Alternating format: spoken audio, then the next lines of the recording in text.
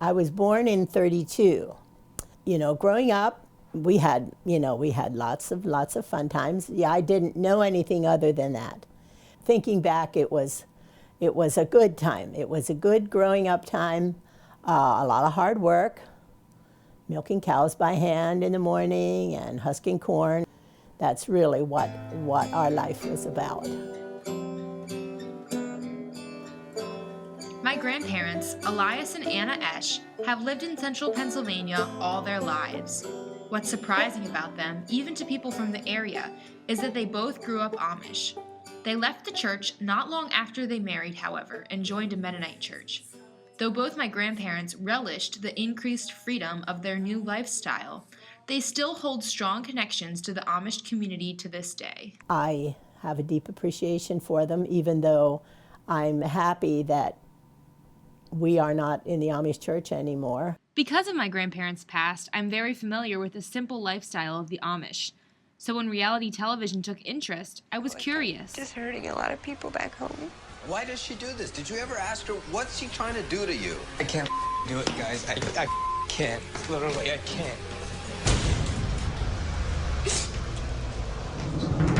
I make sure that the peace is being kept and everybody But what I is saw obeying in the shows rules. like Amish Mafia and Breaking Amish didn't seem like the Amish I knew. Amish Mafia on Discovery Channel follows the supposed Amish vigilante I gang. have some concerns for my neighbor.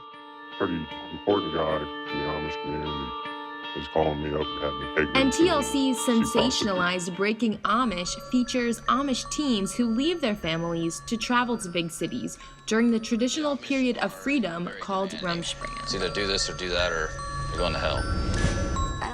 I turned to my grandparents for an insider's opinion.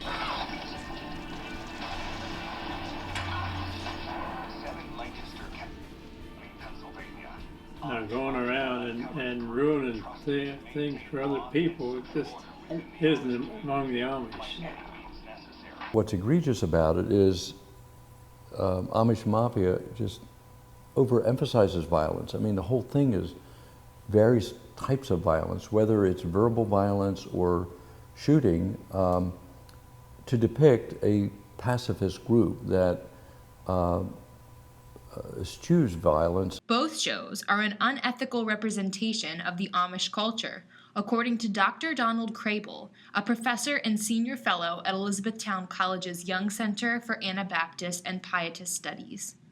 I mean, it's one thing to have fiction and to create fiction. It's another thing to create fiction and say it's the truth. When young people turn age 16, they can go out with their friends, and there's often a stereotype that they go to cities for 2 years. They go and live in New York or Washington, which is simply not true. 99% of them live at home during Rumspringa. I think from the start, we sort of took it personally. I mean, we're both from Lancaster County. We kind of decided that, okay, we want to put all this in one spot and say, here's who the people really are, and this is what they look like in their daily lives.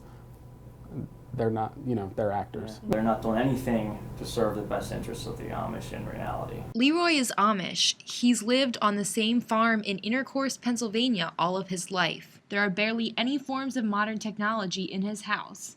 Without television, he hasn't seen either of the shows, but he says he tries to live a private, peaceful life.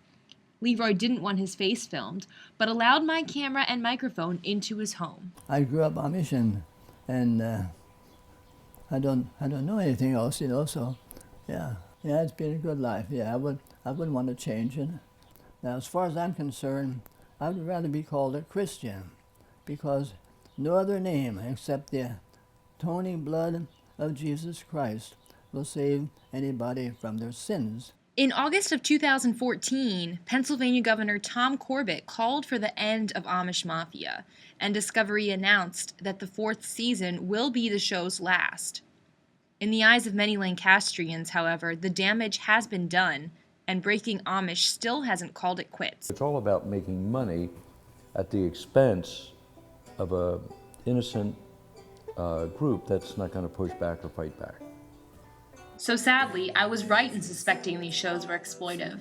As for my grandmother, she hopes that people understand what her people are really like. As far as I'm concerned, it's just not